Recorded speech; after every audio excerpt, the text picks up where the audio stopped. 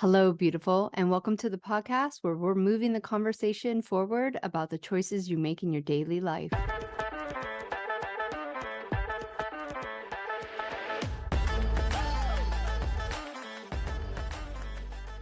I'm your host, Monica Cox, and I'm here right alongside of you, learning, growing, observing, and trying to make better choices consciously and subconsciously. Together, we're going to become better versions of ourselves and have raw, honest, open conversations about the things that truly affect our lives. And maybe, just maybe, finally get to a place where everyone else's BS doesn't trigger us.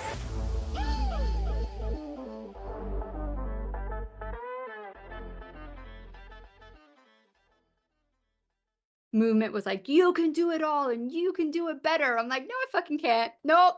No, I don't Kind want of don't any like of what that. it did for us because now it's like now you can work, you're expected to work and be a mother and do all this stuff. And it's like, wait, did that help us? You know? Well, and our responsibilities are so much more because we're not living in communities. I think about it all the time. I'm like, 100, 200 years ago, you would be in a community and you would share tasks. It wasn't always you doing the same 100 tasks. And even though we're living in a society that has more modern convenience than, than we know about in any other time, we're the most stressed out and we Yeah. can't do enough. Right? Where we don't even have to grow our own food. We don't have to make our own clothes. Kind of, Like, I kind of fantasize about that though. I'm like, right? that's part of why I want to create more abundance and freedom is like with some more virtual, with the coaching for women going through cancers, because I would love to be able to, kind of do like similar to your lifestyle where, if I'm not doing my brick and mortar, I can, go on a month trip in the summer with my kids Yeah. and be able to disconnect from modern culture, which is like do, right? And literally unplug in a forest and get back. We all need those reminders. But yeah, I fantasize about that all the time about getting away and being like having community in a rural area where we're growing our own vegetables, and all that kind of. And I'm not saying that it's any easier. I'm not. I've Right. grown my own vegetables. I can make my own clothes. It's work, Yeah. but you're in the present Yeah. and you're not thinking about 100 different things while you're growing that food because you know that growing that food is like essential. You need that, right? So Sure. we are so like the society that we live in. I say to my clients like you're at a disadvantage because you actually have to unpack all the modern conveniences. Yeah. Like your ancestors didn't deal with that. They dealt with survival, period. That's all they thought about. They didn't care about Yeah. fashion. They didn't care about toxins. They didn't care The about phones the and like, Kardashians, like none of that shit was there. So yeah. they had a less stressful time and they spent a lot more time just being. And doing nothing was acceptable. Where Yeah. now it's like, and my mom's like kind of shifting, and it's really funny to like watch her. I'm like, you're 65, mom. It's okay to sit and read a book.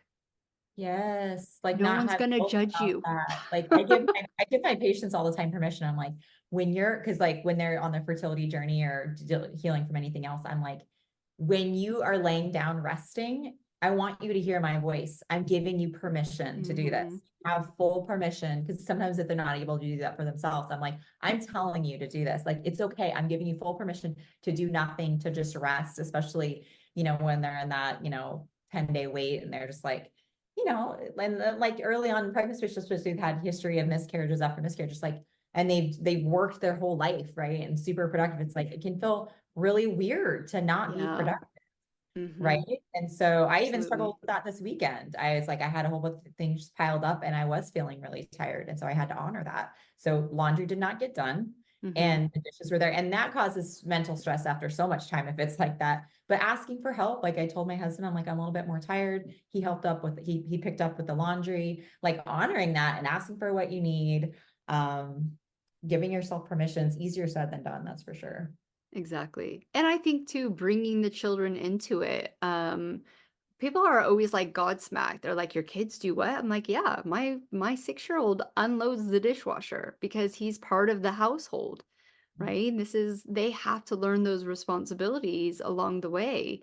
And, you know, for a lot of us, and especially probably a lot of people listening, we have privilege, and our children are growing up in a lot more privilege than I know I did, right? Like, and it's very complicated in my brain. How do I teach my kids the skills that I naturally learned by default because we didn't have as much as we have now, Yeah.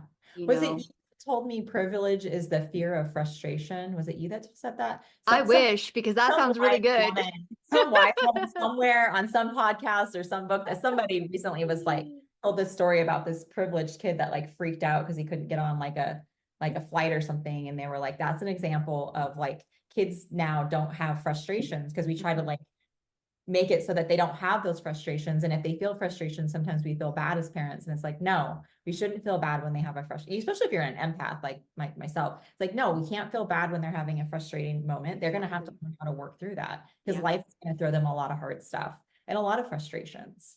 Yeah, So yeah, it's balancing that, like, because we're definitely living in a mindset of abundance, right? Abundance, abundance, abundance. But at the same time, like, we know realities as well. There's these two worlds that we live in. And how do you know, like, how do you say, you know, money doesn't grow on trees, like, I would never say that to my kid, but also we have it's almost like teaching them how to respect that energy, right? yeah, Like, it I do believe it can disappear, but I also do believe it can disappear because you have that gratitude, you have that energy towards that situation, not just because, your parents have worked hard and now can afford most things that you ask for, right? yeah, I mean, lately I describe it because all three boys play soccer and it's pretty much full on soccer. And that's one of our strategies for not having them on screen time throughout the week is just filling up their time with so much soccer because they're physical and they're boys that they Mhm. don't have any time for screen time. So they're just running around and busy and not they don't have time for being on that. But I just described it as like the other day, the house got really run down. And I was like, you guys, we're like a soccer team. Like we're a team, we're a family unit. If one person on the field just doesn't do what they're supposed to do, the team doesn't, it can't like do what they can't do what they need to do. And that Yeah. seemed to like sink in their little brains, like the soccer analogy. But yeah, and looking at it like we're tired. We can't do everything. Like Yeah. can you see when mom is like tired, can you see and be like maybe start to think about caring and doing something before you're asked? And like those things are just gonna take a long time. But yeah, just and being like, okay, when we are gonna clean, we can have a good attitude, we can have music, we can do different things as opposed to like I think they see how we are towards chores too, right? Just Yeah. choosing good attitude to turn on some music as opposed to being like this is so terrible. Yeah, yeah. Well, it's that damn prefrontal cortex that's still developing that. Like, Right? I mean, we've taught our eldest to be like, "It's my prefrontal cortex. That's why I'm not listening to you." Because it's true. Like, that's just not fully developed and they That's don't care. And like, that's such a hard thing to accept as a parent. Like, do you not care to put on your socks and shoes? Because you have to do it, and why does it take me 20 times to ask you to do it? Like, it's gonna happen. But yeah, it's that whole developmental stage, and it's very interesting when you're learning how to navigate your nervous system, retrain your brain to calm down, all that, because it's funny how we remember our parents being towards us instead of how we remember how we felt during that time. mm, Like it'd be interesting to be able to be that little joy who was kind of pressured into being on stage, practicing the violin all the time. Like, sometimes I think you can't, like, those kids can't, well, I don't know, like giving them the skills to articulate yeah. how they feel. And it's interesting that we lose that feeling and just absorb the whatever feeling that was coming from our parents. Yeah, I think I realize now that I've done some counseling how much of a people pleaser I've become over my life, and I'm really undoing that. And that's Mhm. why in my new course, we explore a lot of, not course, but just my coaching. It's just, I'm kind of it's creative for me to just come up with like my coaching structure and the model as far as like exploration of different identities, like putting down that type of identity of feeling like I need to people please. And like for me, the wigs during chemo gave me the perfect opportunity to explore being all these different alter egos. Like I had blue hair and I was Ramona and I could be anybody I wanted to be. And it was so freeing. And I encourage people to do that kind of work because yeah, you can start to let go of some ways of being and doing that you don't like from childhood. You can Yeah. just not like for me, it's just choosing to not and recognize when I am people pleasing, like caring what you think about me right now and how well I'm doing. I'm less caring about that kind of stuff, and it feels really great. So Yeah. yeah, I don't know how I got off on that tangent. No, no, Um, it's true. allowing kids to be whoever they are and not people pleasing. And when I see like my son wanting to perform for me with soccer, I'm like, do it for you. Yeah. Don't do it for me. Do it for Yeah. you if you want to do it, you know. Yeah, yeah, exactly. It's an amazing gift to give them because I think they're in a time too with even more pressures on kids to achieve at such a young age and like have everything figured out by time you're 16 so you can, go on your path where um I personally didn't really have that in my life, but I suppose that some people did. But it's crazy the way society has has evolved to be that, where you have these, like, young YouTube stars, and that's the only, like, mark of success now, if you have, like, millions of followers, and if you don't do it by you're 10 years old, then, like, you're a loser. I feel like it's crazy. So, yeah, I think it's really important to, have that consciousness as parents to give our children the space to it's okay if you're 25 and you just figured out your life, good, because you're still only 25. Yeah, I mean, we put so much pressure on ourselves to be all the things, you know, the business owner and the mom and the wife and like all the different roles and hats that we play. I think my healing journey has just kind of reiterated to me that it all comes down to just love and connection. Our kids are going to remember how well we love them. Like I tell my kids multiple times a day, I love you, and I give them hugs. And whether I get to see them a lot in a day or not, I just like really optimize. Like especially like I work Monday, Tuesday, Thursday. Like when I'm at the office and I come back and I don't spend as much time, or say they're gone with soccer practice or whatever, I don't get to see them as much. Still really make an effort to. They know how much they're loved, and we're not going to be perfect as parents. Our parents weren't perfect. We're not going to be perfect, and just I think that's the main thing. If they feel loved, like it doesn't matter how much stuff they have, right? They feel that Mhm. genuine love and Yeah. concern with you and from you and hugs and connection. And I think you're amazing. And telling them how great their bodies are is like your body knows how to heal, and God made you so awesome, and building them up with all those positive affirmations and love. That's what they're going to remember. It's just a feeling and a vibe. They're not going to remember all the other stuff as much, right? Mhm.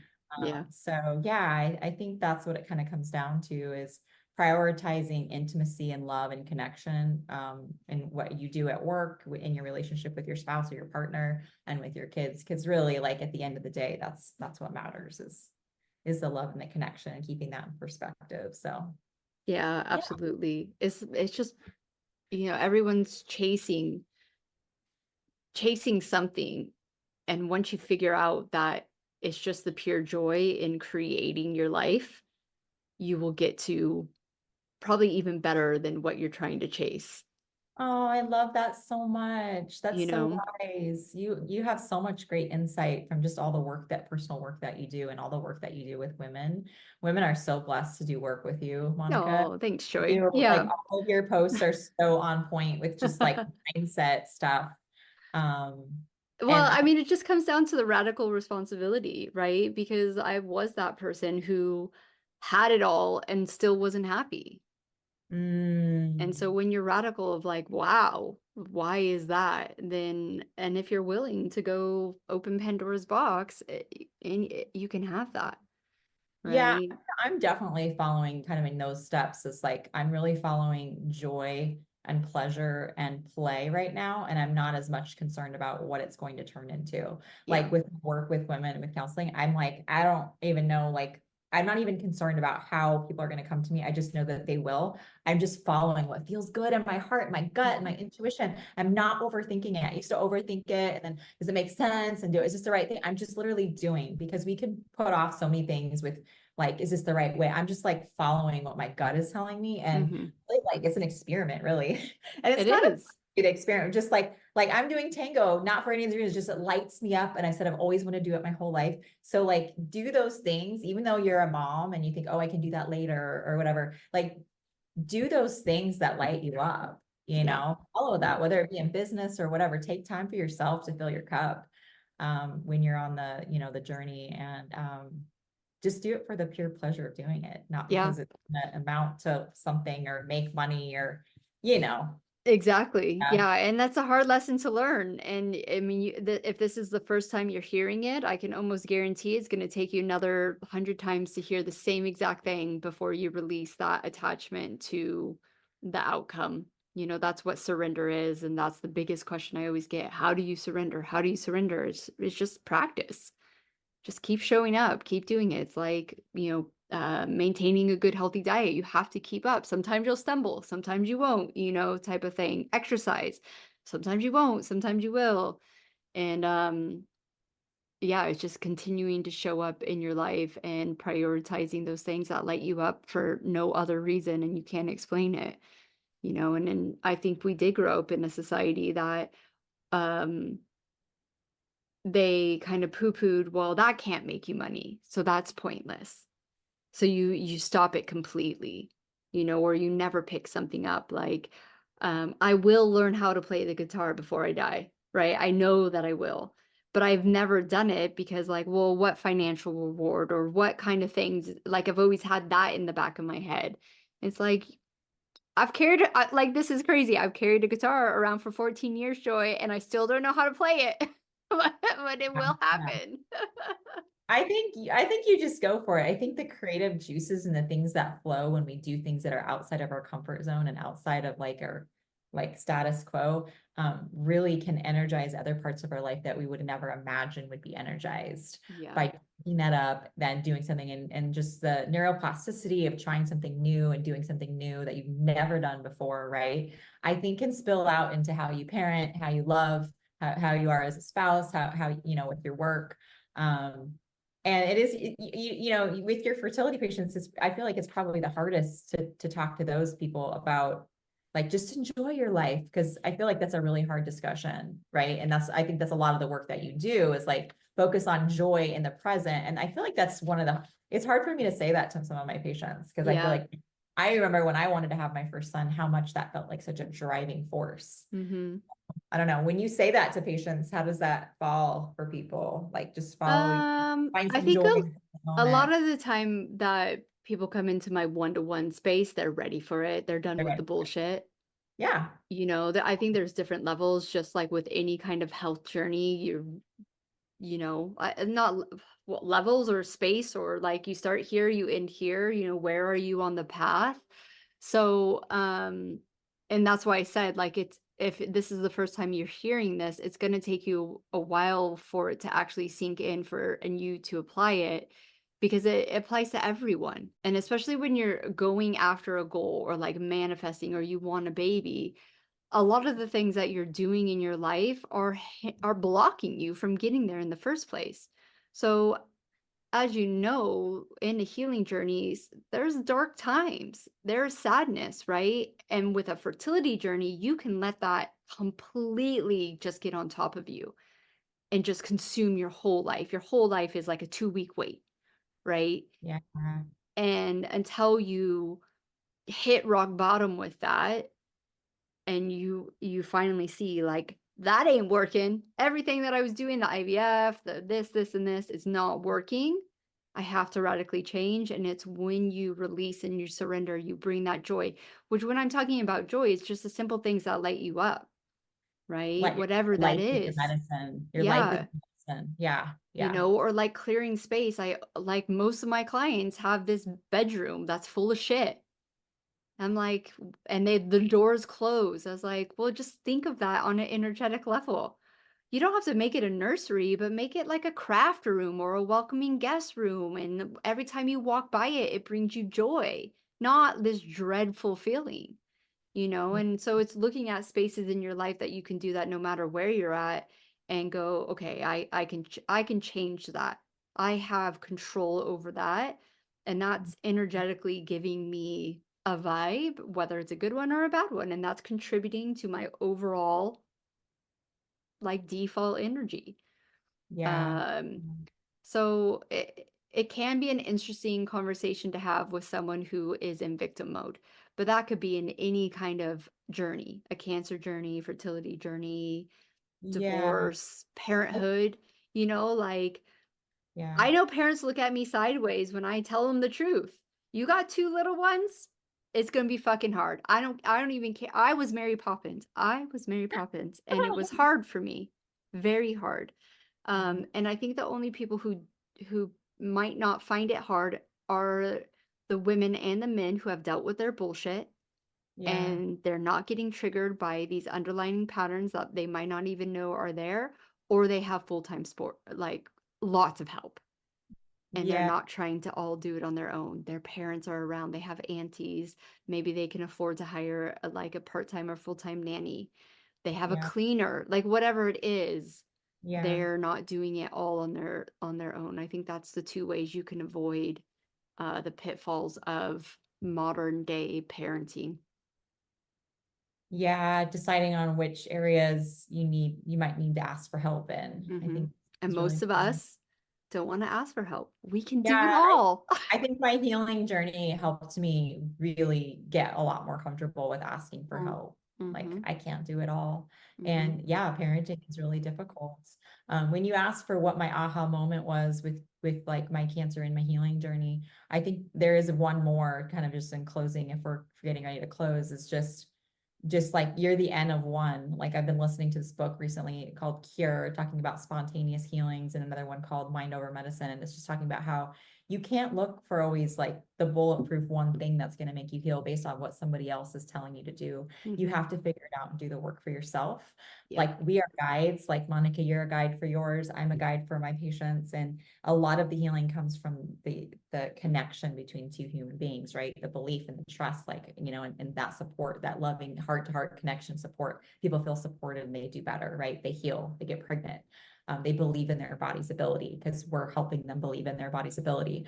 But I think for me, with all the research I've done, I've got a stack of books this big, like really high of books of like all the research that I did on my healing journey, trying to figure out what is it that's going to make me heal. And it just comes down to like everybody's body is different and you Yep. have to figure it out for yourself. And I think the thing that same is applicable to your business, your parenting. Like there's not just one way, right? It's like you have to figure out, we each have unique genetics and DNA and bodies and nervous systems, right? Some of us can handle more stress than others. And so it's like, just because something works for somebody else doesn't mean it's going to work for you. I mean, some people do keto for cancer, other people do all greens for cancer, and can be maddening, but just knowing that you can trust your own intuition in your own life and finding Yep. a way to tune into that.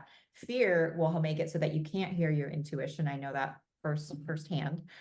So recognizing fear and how it's holding you back, and then realizing that, the best way forward is usually doing your own personal work and figuring out what's going to work for you. And there's no magic bullet of one way that's like the way, right? Like the thing that's Absolutely, gonna man. be the Yeah. thing, right? Yeah. And that's a bitter Yeah, pill for a lot of people to swallow because they want someone to fix them. that's the Western way. Tell me Yeah. what, give me a pill, tell me Yeah. what to do. Yep. So I Yeah, tell people it's your intuition and your discernment that's going to get you to your ultimate goal. Because, even when you're working with me, if I say something and that does not feel good to you, don't do it. Because at the end of the day, it's everyone's opinion. Whether you're a spiritual reader or a coach or a doctor, it really just comes down to what you have accumulated in your life and you're going to make an opinion. And you can go to 5 different gifted people who can intuitively see your bullshit, and they will literally probably tell you 5 different things because they're only drawing from their life experience. right? Or they're tapped into, you know, the all, but they're still human beings having a human experience and having a human veil over their thing. So if you Mhm. get sucked into one person's way, it might do you good for a little bit, but tap Yeah. into yourself. Like, is it feeling good still? If it's not, there's a better way for you. And that's why, like in my course, it's not a one size fits all. Mhm. And it might get a little bit overwhelming because I've told you 5 different healing modalities to release energy. Well, which one do you vibe with? Because I loved emotional freedom tapping until I found Psych. Right? Ah, And then I interesting. love breath work now, so there's this evolution. You Yeah. move through things and they're all valid and they do the same thing, Yeah. but if you don't get a great release from emotional freedom tapping, you think it's too weird doing the tapping, or you're not ready for breath work. Psych K might be your thing because you don't really have to talk about much. You could just move the energy. But you got to show up and believe that's even possible for you, right? Because Psyche is pretty woo. Like you gotta be like, what? I can do that easily? Yes, you can. So it's really Yeah, I think important. I'm glad you brought that up because there is not a one size fits all. And once you realize that, your journey actually gets easier because you can flow through the information and you can go, that feels good. I'll pick that up. Nah, that doesn't feel right. Right. Like I have a mentor, like my you have to mentor get out right of now, she's a vegan and she doesn't preach about it so much anymore, but she used to bang on about it and I was like, nope, you can, it's that's not for me. Like I've been through my own food journey, I know exactly what's right for me, and you will never shift me into veganism, or carnivore or whatever the extremes are. I know where I'm at and I'm Ah, good with that, yeah. right? But that's lessons learned. That's me moving through my journey. That's figuring out what was right for me. And it's so nice when you get grounded into like what's good for you and then you can just like switch them all off. Like, nope.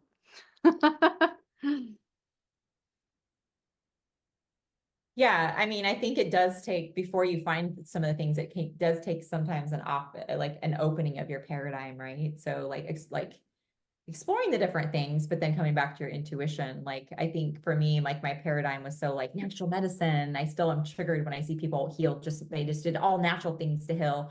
And I don't know if you felt like that when you went through your IVF journey. It's like, well, why do some people get to just heal naturally? Like I'm working through that with my counselors. Like that's a Yeah. trigger for me. I wanted to heal naturally. Like I Yeah. just wanted, and I tried it for a while and I did just like different things. And then it was like things were progressing for me. So I had to be more radical. And it's still hard for me. I'm like, I didn't get to heal in the way that I wanted to. So I have major work to do in that area. But I think Yeah. it's allowing your paradigms to open. Like if you're thinking this is the only way, I'm vegan or I'm carnivore, or this or that. Sometimes it's okay to like open a bit, explore, and then find what works for you and trust your intuition and then move forward. But sometimes it takes opening first, right? Yeah. Like because we're Yeah. like in our way, like I have people come in and they'll be like, oh, and they're not open, right? And then you have other people that come and they're just like wide open and ready. So yeah, it's just I think opening and allowing yourself to open is really important on Yeah. the And the journey. and the thing is letting go of those expectations because that's what's fucking you up, right? You expected to do it a certain way. I mean, yeah, Yeah, IVF, I 100%. definitely went through it especially when I got all the knowledge that I attained and I still wasn't getting pregnant. It was frustrating. I felt like I was cheating. Yeah. Um, and then when my births didn't go the way I want, I had 2 emergency C-sections. I should have had 2 at-home natural births with no medication, right? But once again, it was the expectation I put on myself, and that's the part of surrender of like, all right, it didn't go the way that I thought it was going to go, but I made that up anyways. Like you literally like this is what I've come to believe. It's all fucking made up. Everything. Like someone imagined this cup and made the cup, right? Everything that you do, you first imagine it. You first think it. Whether that's like a subconscious thought or a conscious thought, like walking, right? Like that's just an what is it? Autonomic, like breathing, your heartbeat. Like it's just going. It's all imagination. You make it up. So you get to choose, and this is why I name the podcast Choices, because it's just a collection of choices, and you get to choose. Yeah. So it's letting go of that expectation, whether that was an expectation you set for in the past and releasing that, or an expectation you have for your future. Um, is surrendering to that, and I think that's one of the most freeing things when you, have put yourself in this box of like, "Well, I'm a natural person," right? Or like, "I am a medical person," whatever box you put yourself into, it's Yeah. like, it's all fucking made up anyways, like, just let it go. Let it go. Allow yourself to explore different avenues of who you are. Yeah. Yeah. Different Because I identities. think we do live in an amazing time that we do have access to this knowledge, that we have medication that could rapidly help you, achieve something, whether that is not a cure, but like a slow progression or whatever, or Yeah. having a baby, whatever it is amazing. But uh, once again, the thing we have to hyper think about is, how are we using this? How are we showing up? And especially with fertility, are we empowered going to these medical choices, or are we doing it out of fear?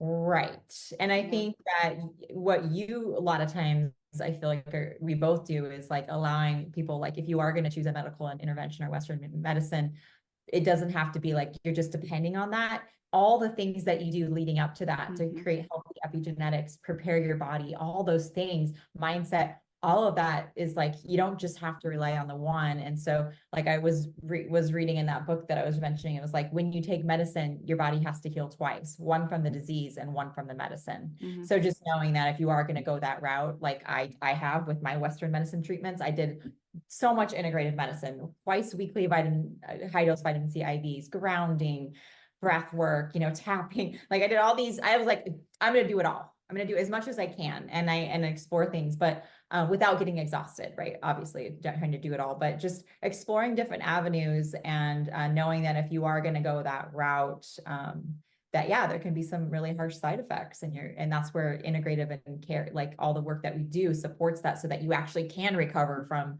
those harsh Western treatments. Because anything like that with Western medicine is typically pretty freaking harsh. Yeah, It's really hard on the absolutely. body. Yeah. Yeah, yeah, I totally agree. And we talked about that in your last episode of that you and Jacqueline both moved through your journey with a lot more grace because you had this grounding and empowerment behind you from the natural healing, right? It wasn't, some of the stories are just horrendous.